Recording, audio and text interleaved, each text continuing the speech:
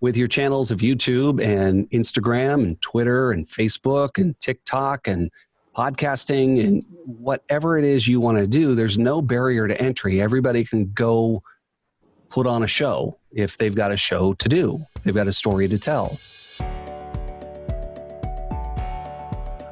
So you speaking of you weren't a big enough name. Why do you think that's the way it is in, the celebrity world, that they only want someone who is like that and not just someone up and coming? Not everybody wants to invent the wheel. It's a matter of they want familiarity for the audience, and they want to have a marquee. They want to have something that people recognize and are familiar with. The great thing about it is that you can go build that name.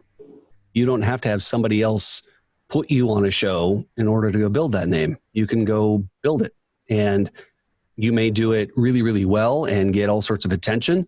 You may also do it sort of mediocre and be a big fish in a small pond.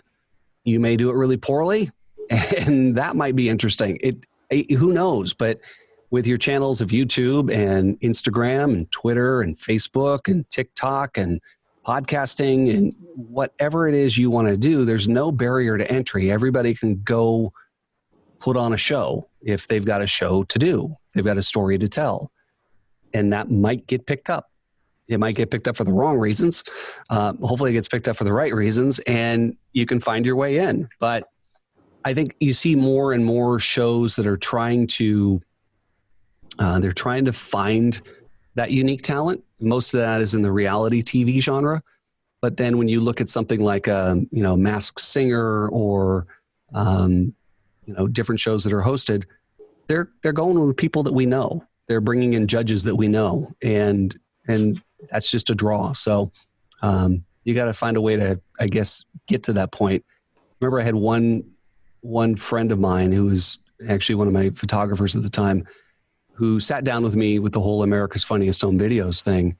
And I vividly remember him looking across at me and pausing and looking and saying, "Are you ready to be famous?" And I was like, wow. Yeah, I think so. Yeah. That's not why I'm doing it, but if I'm doing what I love doing, then I know that comes with it.